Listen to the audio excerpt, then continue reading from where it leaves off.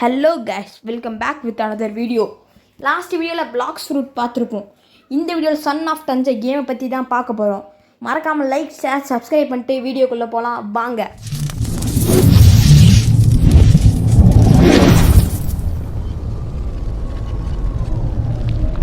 Guys, இந்த கேமோட first plus point என்னென்னா, லாஸ்ட் டைம் அன்சங் சோலாஸ் அந்த கேம் பண்ணியிருப்பாங்க.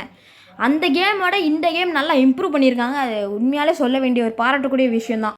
ஏன்னா இதுக்கு முன்னாடி என் ஃப்ரெண்ட்ஸ்லாம் கேட்டிருக்கானுங்க, இந்த கேம் எப்படா ஃபோனில் ஏற்றுறதுன்னு. ஏன்னா இந்த மாதிரி இந்தியன் கேம்ஸ்லாம் மொபைலில் தான் நிறைய வரும். ஏன்னா இந்த கேம் வந்து PS5 PC அதுக்கு தான் வருது. இதுக்கு முன்னாடி இந்த மாதிரி பிசிக்கு ஒரு தமிழ் கேம் வந்ததாக நான் அன்சங் சோலாஸ் தான். அதை விட இது நல்லா இம்ப்ரூவ் பண்ணதுனாலே இது நிறைய பேருக்கு இப்போ தெரிஞ்சிருச்சு. இதோட ட்ரைலர் வந்ததுலேருந்தே இதோட நிறைய பேருக்கு இந்த கேம் தெரிஞ்சு போச்சு. இந்த கேம் கரெக்டாக ராஜராஜ சோழன் அவரோட டைம் லைனில் நடக்கிற மாதிரி காமிச்சிருக்காங்க. ஆனால் இது அவரோட கதை இல்லை. இது ஃபுல்லாக ஒரு ஃபிக்ஷனல் ஸ்டோரி தான். அவங்களே கிரியேட் பண்ணி எடுத்திருக்காங்க இந்த ஸ்டோரியை. இதோட கதை மெயினாக என்னென்னா, ஒரு சோழ நாட்டை எதிரி நாட்டு பிடுங்கிக்கிட்டாங்க. அந்த சோழ நாடு இருக்குல்ல, அந்த சோழ நாட்டோட கடைசியில் வருஷ தான் நம்ம அந்த கேம் விளையாட போகிறோம். அவரை வச்சு தான் நம்ம விளையாட போகிறோம். அவர் பிடுங்கினதுக்கப்புறம் அடிமட்டத்துக்கு போயிடுவார். எப்படி அடிமட்டத்துலேருந்து திருப்பி ஒரு ராஜாவாக வராரு, அதுதான் கதை. இந்த கேமில் தமிழில் வர வளரி அதெல்லாம் யூஸ் பண்ணியிருந்தாங்க. உண்மையாலே அது பாராட்டுக்குரிய விஷயம். ரொம்ப அதெல்லாம் நிறைய கேம்ஸில் பண்ணல, இதில் யூஸ் பண்ணியிருக்காங்க. அப்புறம் இந்த வீச்சருவான்னு சொல்லுவாங்க, அதெல்லாம் யூஸ் பண்ணியிருக்காங்க. அதுவும் அதில் ஃபயர் ஒரு இது ட்ரைலரில், அதெல்லாம் நீங்கள் பார்த்தீங்கன்னாலே நல்லாயிருக்கும். அந்த மாதிரி நிறைய யூஸ் பண்ணியிருக்காங்க இந்த கேமில் புதுசாக.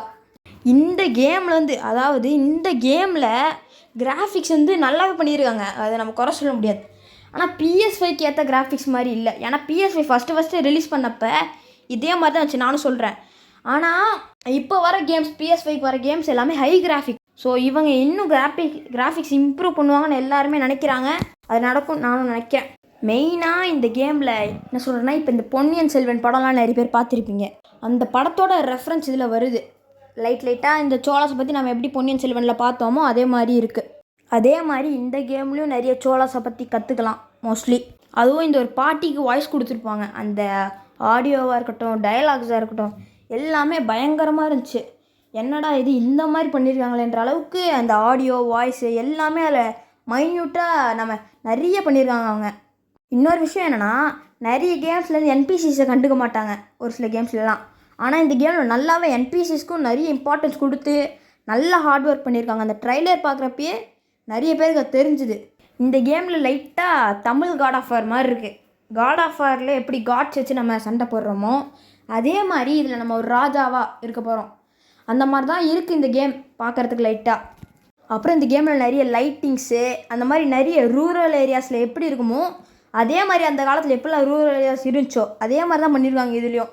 இந்த லைட்டிங் சொன்னே அதே மாதிரி நிறைய ஷேடோஸாக இருக்கட்டும், எதுவாக இருந்தாலும் பர்ஃபெக்டாக பண்ணியிருக்காங்க. பர்ஃபெக்டாக நிறைய சீன்ஸ் இதில் சினிமேட்டிக்காக இருக்குது. அதே மாதிரி கேமில் கொடுத்தாங்கன்னா இன்னும் நல்லா இருக்கும். நிறைய எக்ஸ்பெக்டேஷன்ஸ் இந்த கேம் மேலே நிறையவே இருக்குது. உண்மையாலே நான் எப்படி லைட்டிங் சொன்னனோ அதே மாதிரி லைட்டாக இந்த RDR2 வேர்ல்டு மாதிரி க்ரியேட் பண்ண பார்த்துருக்காங்க. மோஸ்ட்லி அந்த மாதிரி க்ரியேட் பண்ணாங்கன்னா இது ஒரு பெரிய ஜாக்பாட் மாதிரி இருக்கும். தமிழ் இண்டஸ்ட்ரிக்காக இருக்கட்டும், இல்லை இந்தியன் கேம் இண்டஸ்ட்ரிக்காக இருக்கட்டும், எதுக்காக இருந்தாலும் இந்த கேம் நல்லா பண்ணிட்டாங்கன்னா இது பெரிய ஜாக்பாட் தான் இந்த கேம்லாம். மெயினாக இந்த குதிரை ஓட்டுற சீன்லாம் ரொம்ப பயங்கரமாக இருந்துச்சு. அந்த வயலுக்குள்ளே குதிரை போகிறதா இருக்கட்டும், எல்லாமே நல்லாவே இருந்துச்சு உண்மையாலே. அதுவும் இல்லாமல் இந்த ஒரு சில தலை வெட்டுற சீன்ஸு இந்த ரொம்ப பிளட்டியாக இருந்துச்சு. அந்த சீன்ஸ்லாம் இன்னும் கொஞ்சம் ரியாக்ஷன் கொடுத்து அந்த மாதிரி பண்ணியிருந்தாங்கன்னா இன்னும் நல்லா இருந்திருக்கும். அதுவும் இந்த டீசரில் வந்திருக்கும் யானை மேலே போகிற மாதிரி. அந்த இதில் நீங்கள் பார்த்தீங்கன்னா 6 பேக்ஸ் ரொம்ப ஆர்டிஃபிஷியலாக இருக்கும். இதே மாதிரி தான் ரொம்ப ஆர்டிஃபிஷியலாக இருக்கும். இப்போ நான் வீடியோவில் வருதுல்ல, அதே மாதிரி நீங்கள் பார்த்தீங்கன்னாலும் தெரியும். மற்ற கேம்ஸ் பார்த்துட்டு இது பார்க்குறப்ப லைட்டாக இது கொஞ்சம் ஆர்டிஃபிஷியலாகவே இருக்க மாதிரி இருக்கும். அப்புறம் இந்த நடக்கிற ஸ்டைல்ஸு அதெல்லாம் இன்னும் கொஞ்சம் மாற்றினாங்கன்னா நல்லாவே இருக்கும். அதுவும் இல்லாமல் இந்த கேமுக்கு இப்போ இருக்க எக்ஸ்பெக்டேஷன்ஸ் ரொம்ப ஹையாக இருக்குது இந்த தமிழ் கேமர்ஸ் பக்கம்லாம். இது இன்னும் இம்ப்ரூவ் நல்லா பண்ணியிருந்தாங்கன்னா உண்மையாலே இந்த கேம் பயங்கரமாக ரிலீஸ் ஆகும். மெயினாக இந்த கேம் நிறைய ஃபாரினர்ஸ்க்கு இந்தியன் கேம்ஸ்னால் இப்படி தாண்டா இருக்கும் அந்த மாதிரி காமிச்சிருக்கு இந்த கேமு. உண்மையாலே ஃபாரினர்ஸ்லாம் பார்த்துட்டு என்னடா இந்த மாதிரி இருக்குன்ற அளவுக்கு ஃபீல் பண்ணுறாங்க. இந்த மாதிரி ஒரு இந்தியன் கேம் இருக்கா, இந்தியன் கேம்ஸில் இப்படி தான் இருக்குமான்ட்டு. இந்த கேம் மட்டும் நல்லா இம்ப்ரூவ் பண்ணி ஃபாரினர்ஸ் பக்கம் போச்சுன்னா ஃபாரினர்ஸ்க்கு இந்தியன் கேம்ஸ் மேலே பயங்கர ரெஸ்பெக்ட் வரும். அதுவும் இந்த பின்னாடி போய் செக் பண்ணுற சீன்ஸு அதெல்லாம் அப்படி பொறுமையாக போகுது, அதெல்லாம் உண்மையால் நல்லா பண்ணியிருந்தாங்க. ஆனால் இதை நடக்கிறத மட்டும் அவங்க மாற்றினாங்கன்னா இன்னும் கொஞ்சம் நல்லாவே போகிறோம். நான் சொன்ன மாதிரி ஃபாரினர்ஸ் பக்கம் என்ன தான் ரெஸ்பெக்ட் கிடச்சாலும் இந்த கேம்ஸ் மாதிரி இன்னும் நிறைய கேம்ஸ் வர தான் இந்தியன் இண்டஸ்ட்ரி கேமிங் வந்து ஃபுல்லாகவே டோட்டலாக சேஞ்ச் ஆகும். நிறைய கேம்ஸ் வந்து இப்போ இந்தியன் இண்டஸ்ட்ரியில் வந்து நார்மலாக விட்டுட்டுருக்காங்க.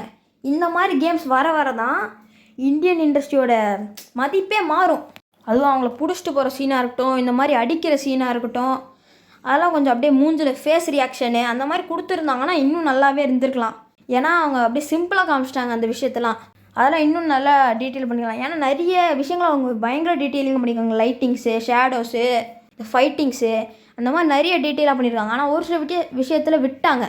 இப்போ பார்த்தீங்கன்னா அவர் திருப்பினோடனே ஆள் திரும்பிடுறாங்க. அந்த மாதிரி ஒரு சில இந்த பின்னாடி வர சீன்ஸ்லாம் என்ன தான் நல்லா இருந்தாலும் ஒரு சில இந்த வாக்கிங்லாம் அவங்க இன்னும் இம்ப்ரூவ் பண்ணால் நல்லாயிருக்கும். இப்போ நான் சொன்ன மாதிரி இந்த பின்னாடி போகிற சீன்ஸ்லாம் நல்லா இருந்தாலும் என்னென்னா இவங்க வந்து டவுட்டே வராது. இப்போ அவங்க பின்னாடி ஒருத்தர் வந்து இப்படி பொறுமையாக வராங்கன்னா அவங்களுக்கு டவுட் வருமா வராதா? ஆனால் இந்த கேமில் டவுட்டே வரல. இது லாஜிக் மிஸ்டேக் தான் உண்மையாலே. ஏன்னா இந்த மாதிரி இப்போ உங்கள் பின்னாடி ஒருத்தர் வரான்னா உங்களுக்கு டவுட் வருமா வராதா நீங்களே சொல்லுங்கள். கமெண்ட்ஸில் மறக்காமல் அதை சொல்லிவிடுங்க. இந்த வீடியோ பார்க்குறவங்க எல்லாம் லைக், ஷேர், சப்ஸ்கிரைப் பண்ணிவிட்டு பாருங்கள். எங்களுக்கு சப்போர்ட் பண்ணுங்கள். நிறையவே நாங்கள் உங்களை கேட்டுக்கிறோம். எனக்கு தெரிஞ்சு மோஸ்ட்லி இந்த கேம் எப்படி இருக்குன்னா அந்த ராஜா வந்து எப்படி போயிட்டார். ஏன்னா ஃபுல்லாக ஃபைட்டு தான் இந்த கேமில். இப்போ கையில் குத்துறது கூட அவர் எடுக்கிறது அப்படியே ஸ்லோ மோஷனில் வருதா, ஆனால் அவர் அடிக்கிறது வந்து டக்குன்னு அடிச்சிடுறாரு. ரொம்ப பிளட்டியாக காட்டுறாங்க. குத்துறதா இருக்கட்டும், எதுவாக இருந்தாலும் டக்குன்னு தலையை வெட்டுறது, அந்த மாதிரி நிறைய மிஸ்டேக்ஸ் பண்ணுறது மாதிரி ஓவர் பிளட்டியாக இருக்குது. அதை கொஞ்சம் கண்ட்ரோல் பண்ணாங்கன்னா நல்லாயிருக்கும். எனக்கு என்னமோ இந்த ராஜா கேம்ஸுன்றதால அவங்க பிளட்டியாக காட்ட பார்க்குறாங்க. அது ஒரு விதத்தில் உண்மை தான். இருந்தாலும் ஓவர் பிளட்டி ரொம்ப அந்த தலை வெட்டுறது, தலை கீழே விழுறது அந்த மாதிரி ரொம்ப இதுவாக இருக்குது. ஸோ நான் எனக்கு தெரிஞ்ச மோஸ்ட்லி எல்லாத்தையும் கவர் பண்ணிட்டேன் இந்த கேமில். நான் ஏதாச்சும் விட்டுருந்தேன்னா கமெண்ட்ஸில் சொல்லுங்கள். இந்த வீடியோ உங்களுக்கு பிடிச்சிருந்துச்சுன்னா லைக், ஷேர், சப்ஸ்கிரைப் பண்ணுங்கள். உங்களை நெக்ஸ்ட் வீடியோ வரைக்கும் பார்க்கும் வரை உங்களிடம் இது விடை பெறுவது மிஸ்டர் டிபிஜி கேமர்.